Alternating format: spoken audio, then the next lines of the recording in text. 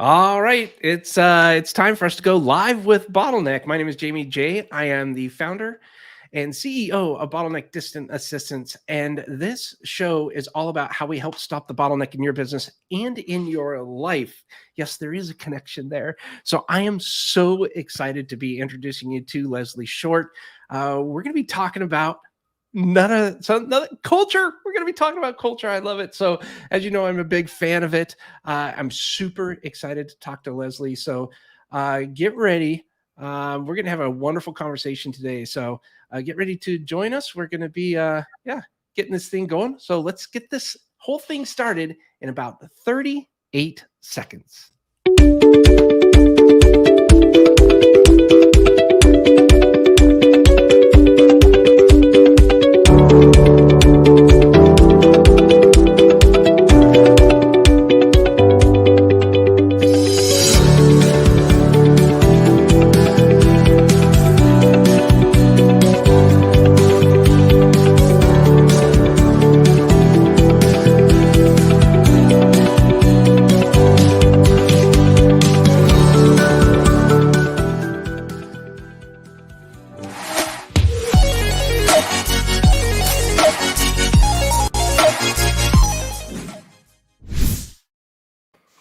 Hello, it's Jamie J. I'm the CEO and founder of Bottleneck Distant Assistance. This is Live with Bottleneck, where we help stop the bottleneck in your business. And today, oh boy, we're talking about culture. You know me and culture.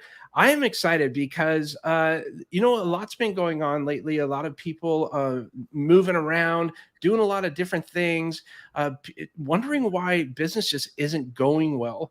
And so culture says a lot about who you are, what your company is doing, where it's going, how it moves. Most importantly, I define culture with a single word: behavior. And so I am really, really excited to be introducing you to Leslie Short.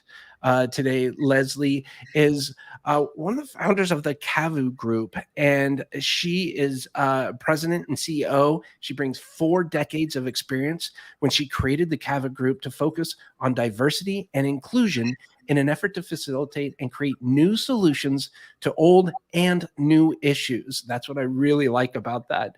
Her talents and skills are uniquely designed to seek growth through open conversations, conflict coaching, training sessions, and workshops. She firmly believes that issues don't go away because programs are in place, but by continually evolving and having a channel to listen and understand the people who are our greatest assets. Leslie also focuses on brand DEI strategy, and we'll talk about that. But one of the biggest things that I wanted to pull out of that before I introduce you to Leslie is that she says she firmly believes that issues don't go away because programs are in place by continually evolving and having a channel to listen and understand the people who are our greatest assets. And if you know me at all, I always say our systems, processes, and workflows are living, breathing aspects of our business. They need to constantly be changed and updated. So without any further ado, please allow me to introduce you to Leslie Short. How are you? I am wonderful. How are you? Great to be here. Oh, this is fantastic. Thank you so much for joining us. And I'm excited to talk with you about culture, about your book, and just have a great conversation. So before we get into that, I wonder if maybe you can tell us a little bit more about yourself and maybe what you've been up to, or how you came to start the Cavu Group. Absolutely. I got sick and tired of hearing diversity and inclusion being thrown around as buzzwords. And I finally said, you know what? This is not magical. We're speaking about people. And when you understand your own value within a system as a leader, then you can understand the value of other people. And that means the diversity of our skin tones, of our culture, of our cultural habits, of who we are and what we all bring to the table, per se. As we always like to say, do you have a seat at that table? So I want to understand what's going on with your table. I don't need for you to invite me to have a seat. I already belong at that table. You don't get to tell me I belong there. If I've justifiably have the knowledge to be there. And so I wanted to really shake it up a bit and have different types of conversation with leadership and with staff and just see How do we move this forward? I'm sitting here. Yes, yes, yes. I love it. I think it's so fantastic because one of the okay, I was going to go in a different direction, but you just brought something up, so I want to maybe address this first and jump right into this. Uh, I was in corporate America for 12 years. Mhm. It took me 11 years to figure out how to get out. But corporate, I'm not knocking corporate America. For some people, that's it. They love it, and God bless them. It just wasn't for me. I had a challenge, and this happened one time. Mhm. We were having the bigwigs were coming in just to see how we were doing, and the general manager said, "Okay, here's a mission. Memorize this, and then do not ask any questions. Only answer questions." And I was like, "Wait, what? Like, what? I didn't Wow. get that." Right. And it also happened in the military. The general will come around and inspect the barracks, and we were implicitly instructed to not say anything negative, only answer. And I get that, rank, all that stuff. But sometimes there's things that, are just bugging you. And man, this might be a good idea or something good for the general to know, but you got to go through the chain of command. And I get that. Right. But all of that in the corporate world, I think causes a lot of red tape and maybe, it upsets people. People think you're stepping on them. And I just think that's not a good culture for, at least for me, it wasn't, because I want my team to be empowered to share what their challenges are. And if, excuse me, Mhm. if they feel they don't have a voice. Right. Then why are they there? Exactly. So then run it yourself. If you have the best ideas, if your culture is the best way to go, if your way of thinking is the only way that you feel that you can be successful, then you should be there alone. And no one does any of this alone. I don't care how fabulous an entrepreneur is or how fabulous a company is. It takes others' brain power, manpower, energy to be able to share with you outlets that you may not have thought of. Doesn't mean you have to do them all, but one small thought can trigger something else.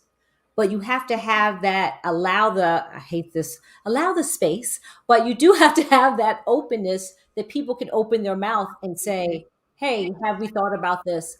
And if they can't do it within that meeting, then what is your structure that may include HR, but what is your manager structure, your other structure that allows people to go to someone and consult with them and have conversation? Yeah. So you bring up a good point. What is that structure? Mhm. And I love your little bio when you talk about, having systems, processes, structure in place. But this, in my opinion, once you have, it's hard getting that foundation set. You have to have that. But things change. We Yes. didn't know COVID was happening. We didn't know, you don't know what's next, what's coming out. We didn't know we'd have to maybe update or create a work from home policy. Mhm. We don't know any of this stuff. But how do you effectively share, hey, this is a constant change? How do you set expectations? I ask the leaders, what are your expectations? And I want to hear from them. And then I'm like, do your employees know that that's what you're expecting of them? And if not, then we need to shift this to make sure that there's a line of communication that makes sense for both. Because you're assuming that someone understands your expectations.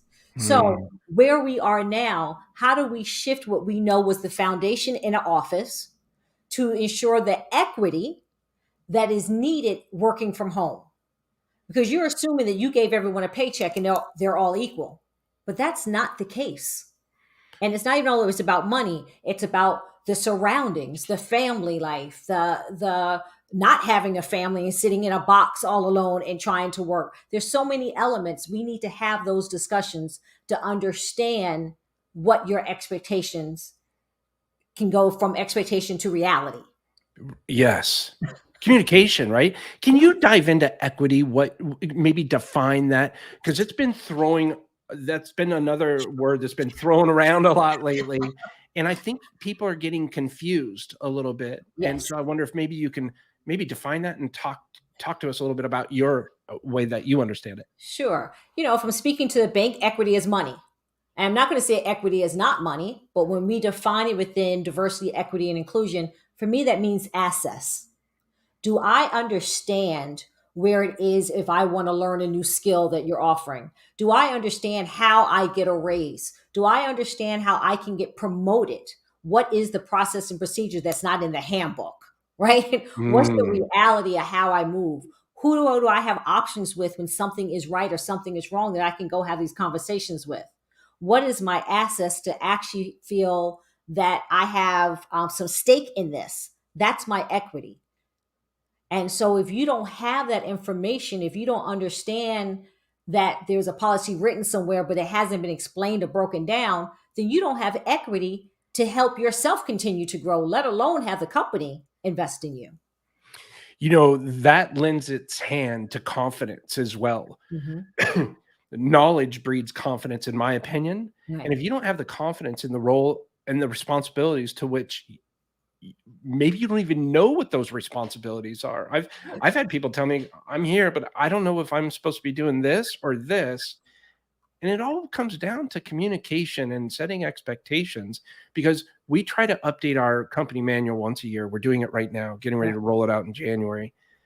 But there's always going to be things that aren't in there because it's ever changing. Right. Right. But let's be honest. People do that, and you get your manual, and that's great. You sign off for it. You got a gig. You got a check. Boom. We update it once a year. But where's the code of conduct that can change and shift a little quicker than the manual? And so I advise companies to look at their code of conduct and keep that abreast. It does not dismantle the HR handbook, but it keeps people up to date. It's in their face, as opposed to signing off that I received this. That's smart. I've never done. You know what? We don't have a set code of conduct. We don't have that. Right. So when people come in and after they read and after they sign off, they forget. Oh yeah. But that code of conduct is there, especially during COVID, but every time, of how you need to appear on screen. I'm not saying dress fabulous, but there was women that were told to go put on makeup and men were showing up in pajamas. The language that was being used was very comfortable because people were sitting in their living rooms. So they forgot that ethic cause. So to have that is a constant. It helps you understand what the culture is and how it continues to grow and build. And it shouldn't be a punishment. The sign every time something goes wrong, something gets added to it. But it does give you the flexibility to shift in a world today that is forever changing. That means, you know what? This may be a little sidebar, but so we do our weekly calls. We have a weekly meeting. It's an hour long, sometimes an hour, 10 minutes, but we try to keep it at an hour. We follow an agenda and we read our mission and our vision, and somebody leads the, meeting once a week. A different team member leads it. So we try to get people involved that way. But one of the challenges that I had in the beginning was, and I've seen and read and researched both schools of thought on this. I'd love to hear what you think. And because this is cultural in value. Right. When people show up, some of them may not, turn on their camera. Some will. And at first I'm like, okay, that I want them to feel comfortable. I get it. And maybe someone says, oh, my hair's not done, I don't want to be seen or something. I'm like, no problem. That's fine. But then I started thinking, like, if someone's talking and you can't see how someone's responding, even though we're, in different places, we're still live on Zoom. Right. I started saying, you know what? I think we need to turn our cameras on so we know that you're here and present and being intentional about this conversation. And so we started doing that now. And I hope I didn't overstep my bounds, but at the same time, I thought we are losing a part of that interpersonal communication. That's just my opinion. I wonder what you think about that. In the very beginning of COVID, I warned everyone to be aware that you're assuming that everyone's background is acceptable. And that was before we even start to have conversation where there was kids running the back, dogs jumping through. Maybe their just background is not there. We assume that everyone is at the same level of living that we are. and we could not do that. So I told everyone to be aware. And then Zoom came out with the amazing backgrounds, and that was something I suggested, or I said send the company, everyone the logo, or do a bunch of different backdrops that are already approved that people can use, and whatever they're feeling, they can put that backdrop up. And I tried to kind of do it that way, so that in cameras could be on, that backdrop could be there. And then that was much more of a equity play, as opposed to all cameras on and someone sitting in their closet because that's the only room that they have, that there's not kids in school, husband working, partner this, wife doing this, whatever it is going on in their household.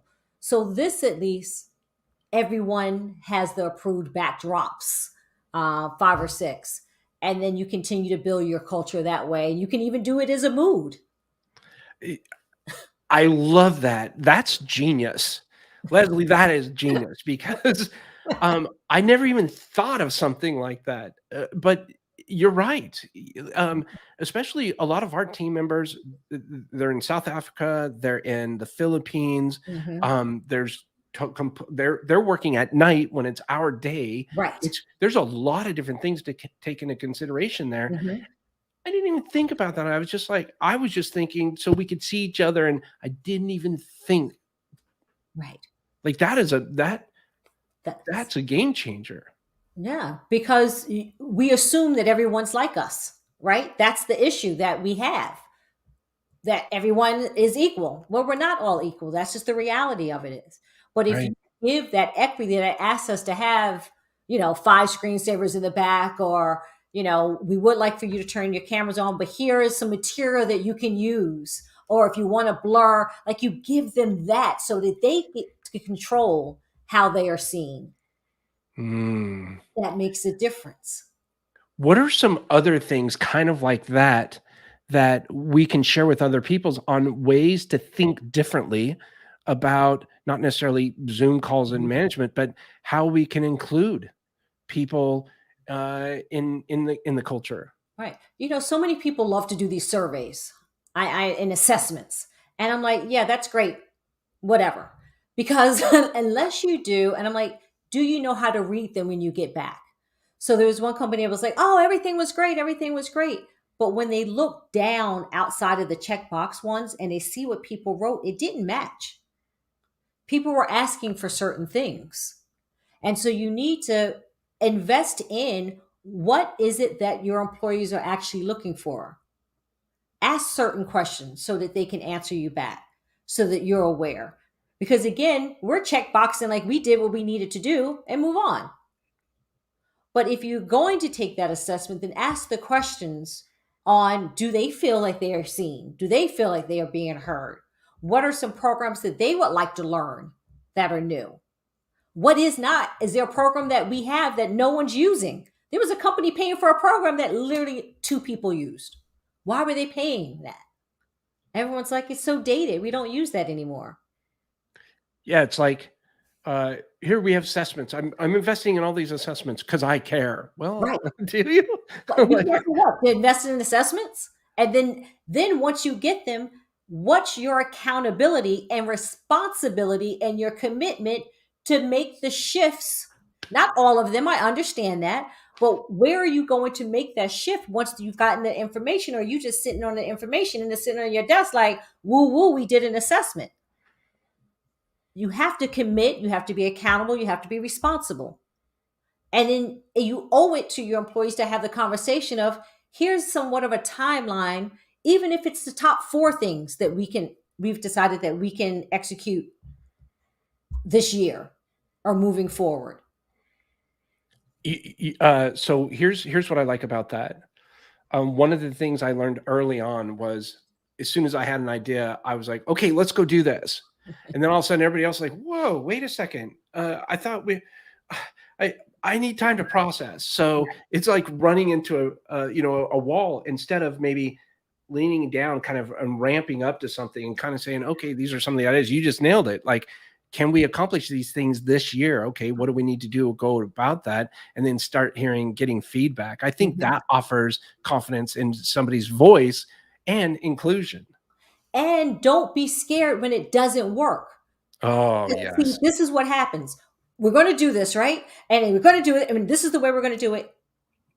They don't get feedback, so nothing about us without us. Have the conversation about what needs to be in those programs or initiatives or whatever you're going to call them, new policies and procedures. But then if it doesn't work, you have to have the flexibility to say, we need to tweak or we need to look at this instead of going, see, I told you this diversity, equity, and inclusion thing doesn't work, because that's the default all the time. Right. Yeah. Like, well, what you are so right. Oh my gosh. So we invited someone in. I like sharing this story. Michelle, I think her name was Michelle Moore. She came in and she sent out a survey. And as soon as you said that, I started going, oh, this is great. And so 32 people responded to the survey, and she came back and she said, okay, you guys, and she had all these things like 82% of your team looks forward to a meeting and to one of your meetings. So I said, oh, we got a B minus? She's like, no, like people, there's like 15 to 20% is like average. Like Right. people hate going to meetings. So you're doing really well, but you have room for improvement. And we kind of like that stuff. And to your point, okay, fine. That felt good. But we invited her to share with the whole team, get feedback and input from that team. And now we're doing a 6-month series on our findings and what we've done to kind of fix everything. Right. And it's not a fix. Let's say it's not a fix. It's a shift, because fixing it means it's done. Oh. And this is not done because we're dealing with human beings. That's why I always say it's not a change, it's a shift. A shift, you keep shifting, because as soon as someone leaves, it's a shift. Oh, see, thank you. We have to be infinite, not finite, right? Correct. Because otherwise we're dealing with robots, and we can fix a robot, but we can't fix human beings. And every day is not going to be a jolly great day. I love to be here. There may be a day that I really don't want to be here, but I have to be here, and I'm going to do what I need to do. But can you just let me get through this day? And we don't allow that, because everyone must always be on the same plane.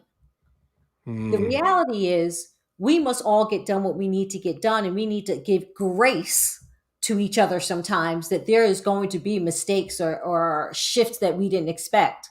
And as long as we can communicate again that is what's happening, we can shift back to keep moving together. But the shift is not always going to be in alignment.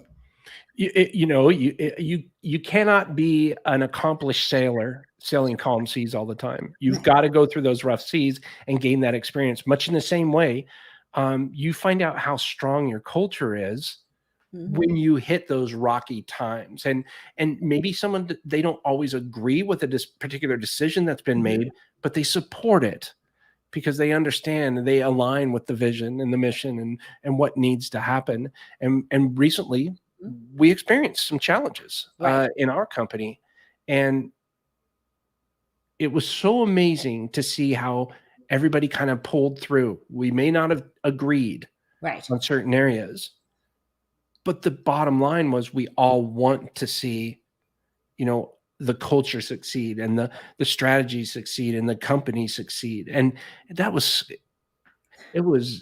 was powerful when all of that came together.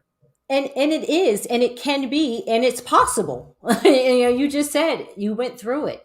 But what happens is so many leaders want to say, this is what it is. And look, there's sometimes as leaders, you have to say, this is what it is, understanding everyone's not going to agree or be happy. But if there was enough stake of foundation, of equity, of inclusion, of diversity, of thought, right? Then people will invest in the road less traveled for a moment. They're not going to stay on that road with you forever, but they get it. But it's all how it's communicated. Look, we had offices closed during COVID and didn't say anything to people, didn't say whether they were going to have health insurance, whether they were coming back. Some was all of a sudden made essential workers. People's titles were changed. There was this lack of communication. And look, there was one company that pulled everyone on Zoom and fired them. So this is things that are happening. What I'm loving at this moment is that I'm doing a lot of recruitment for companies as well. So I'm working with leadership, preparing them for diversity of thought, for diversity of mind, body, all of it, colors, culture. And I'm working with them. So when they're hiring and bringing new people, that they are prepared to understand what inclusion is. But what I'm Can also, go ahead, sorry.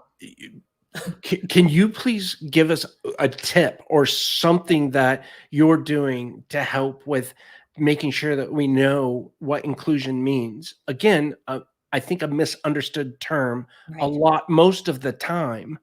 And I think it's so brilliant to be so brass tacks. $4,129 is how much it costs to hire somebody in the US on average. right. To fire somebody, it's 9 months salary.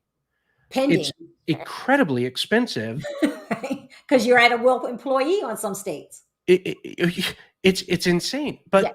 But so this what you're saying right now is I I don't have any stats or anything to support it. It's just my feeling gut in my 15 years of doing this. Mhm. My experience would tell me that the majority of people that hire will not take this into consideration.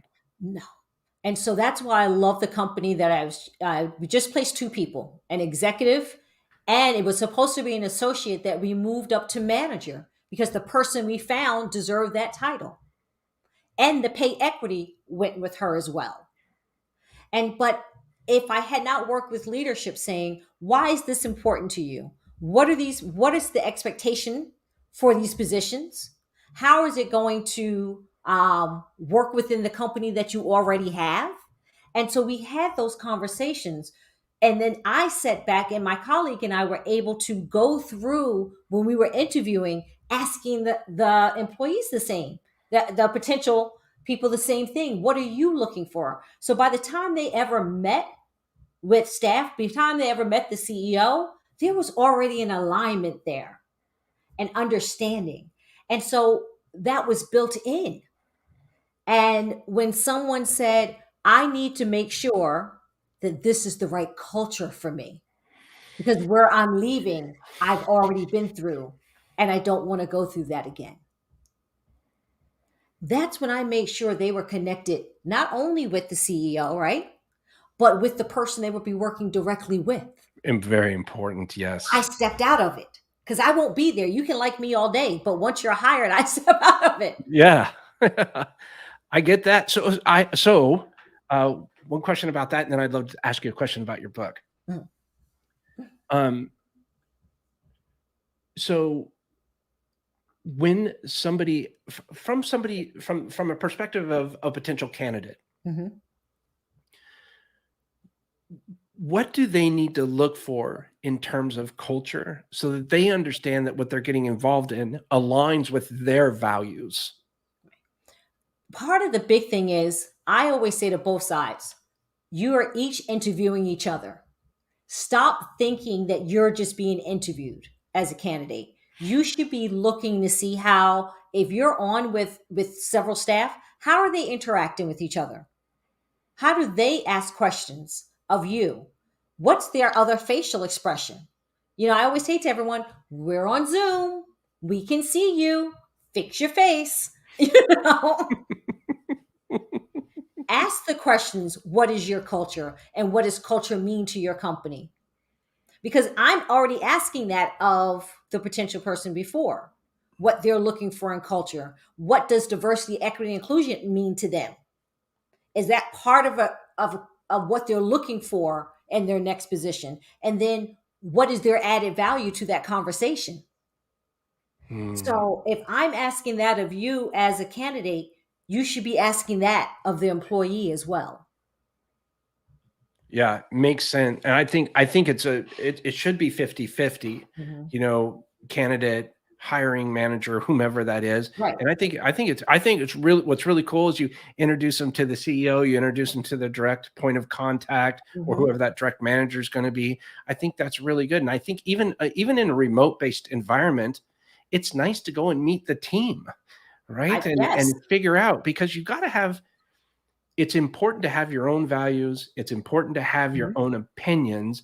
and it's important to have those opinions, have a platform to which you can be heard. Right. But there should be kind of a, hey, we all share this similar core belief. Right. There's a focus and a purpose. Hmm. And I always say to everyone, you can all learn a mission statement, but you also have to understand to get to that mission, everyone's not on the same exact road to get there. That some people will have to turn because they're not allowed to go straight. Whatever's happening, it's being blocked. Or there's whether it's not a great manager or not a great whatever, that they're having these issues. You need to have respect for the different routes to get to the mission. And that is what's not taken into consideration sometimes in companies. Yeah, because after all, you're hiring a personality, you're hiring character. And it's, and why not hire somebody that you align with personally or value their Mhm. character traits or anything like that? I mean, it's just Right. there's But so we many have to be people are just careful. hiring to fill something. Right. But we also have to be careful because sometimes when we say for just personality or something, what happens is people hire who looks like them, sounds like them, and walks like them Yes, this is because it's true. easy for them. Instead of going, look at the talent that this person can bring, look at the brilliance this person can bring, look at the diversity that this person can bring that will help the growth of where we're trying to get to, as well as expand beyond what we thought we could even conversations we could even be part of. And so we have to be uncomfortable sometimes of not always knowing how someone is actually thinking, walking, sounding, or feeling, but knowing that there's something brilliant about them. I love that. I have a friend, David Trainer Kahn, and he told me, Jamie, when I hire somebody, I look to make sure that they can do 75% of the responsibilities I'm looking to have completed. He goes, and I said, 75%, don't you want to shoot for 100? He goes, no. He goes, because I am so excited about finding out where they excel in that additional 25%. I'm so happy. And that's one of the reasons every single January Mhm. we have every single team member review their job role and responsibilities Right. because that may have shifted, as you 100%. said, right? 100%. And why not let them grow into, whatever it is that they really want to do, where they're excelling, and just get surprised all the time. I think it's fun. Yeah. I mean, isn't that what you want? Your growth within your team? I Yes. mean, if you're holding someone back, then you're not a great leader. And that team member will only be there for so long. Because see, everyone talks. No, when something goes wrong, everyone talks about it, right? Yep. Horrible company, da da da. When it goes right, a lot of people don't talk about it, but they show up ready to go. Like there's an investment. But the moment you show me that you feel that I'm not worthy of this position, I'm not saying I feel that way, but I see that you're looking at me that way. I'm now looking at you side eye. Why am I showing up and doing this Yeah. I when don't you feel don't see my respected. value? Right. Why am I even here? Yeah. And Yeah. so can we talk about one thing quick and then Yes. so a lot of another buzzword is belonging. So every Mm. interview you hear me speak about belonging because I cannot stand that. You don't, a book belongs in a library. A human being decides where they belong. It is a job's responsibility to build an inclusive environment, meaning that you have a valid voice, that your being is valued within that space, and that you have opportunity to grow within that space, and that you're being seen and heard, not for the checkbox for which they thought you were, but for what you are bringing.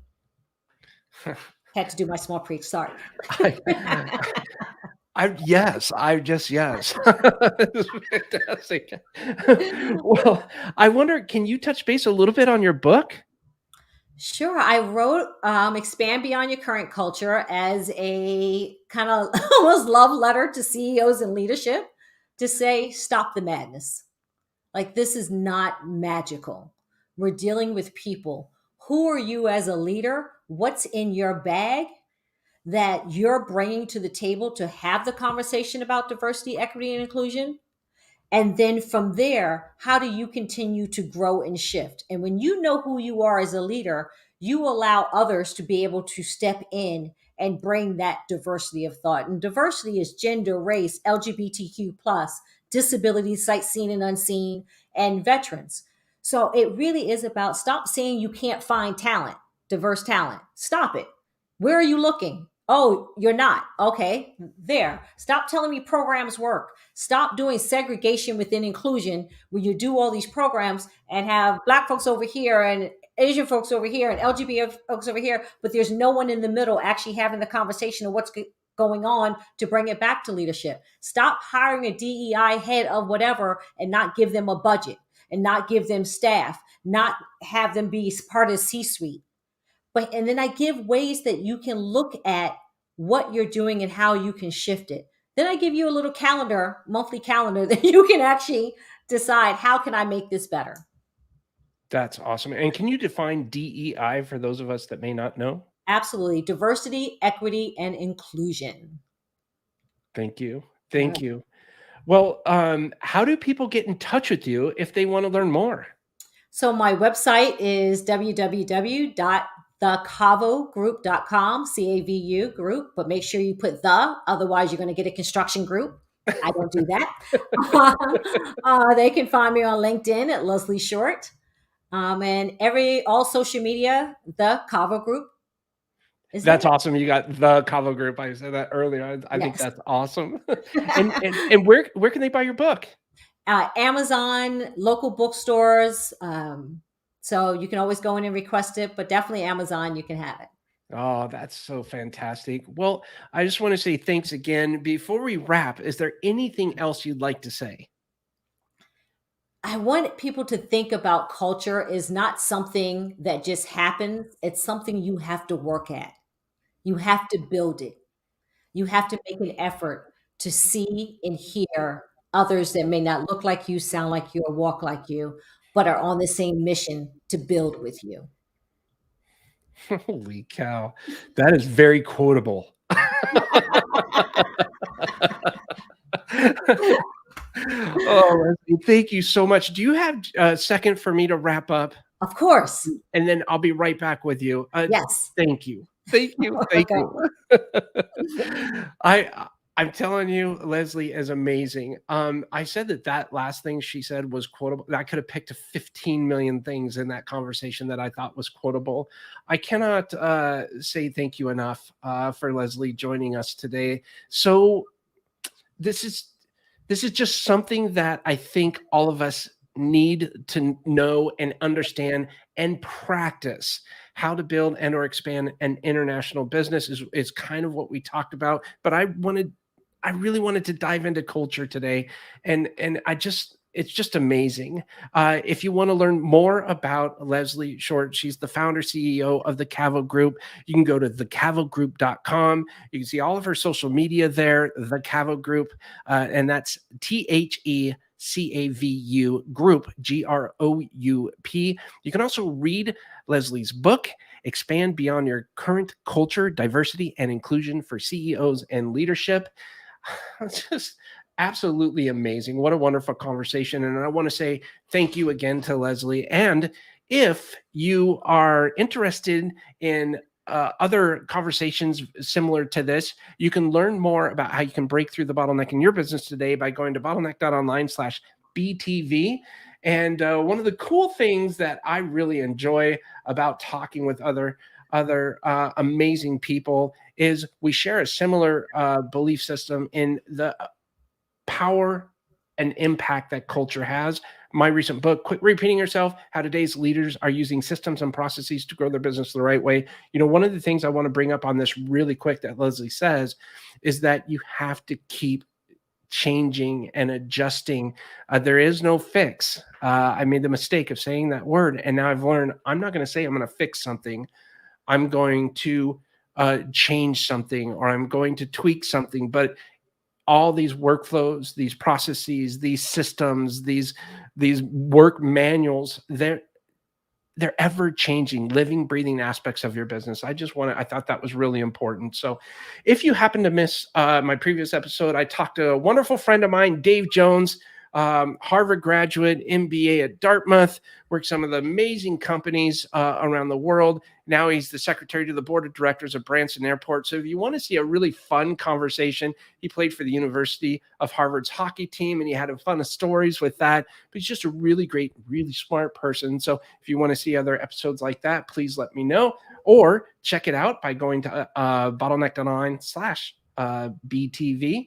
And then coming soon, I have part 2 of my conversation with Gordon McDougall. He's the CEO of Tezzy Advisory. That's coming Thursday, November 4th, 2 p.m. Central, 3 p.m. Eastern. We're going to be talking about a small business owner, lifestyle business, or building for scale. So we'll have a lot of fun with that conversation. So I would just want to say thanks again. And thank you so much to Leslie for taking the time with us today. Remember, go visit thecavugroup.com. And one more thing before we wrap up, as I always say, create your own ripple. Thanks so much.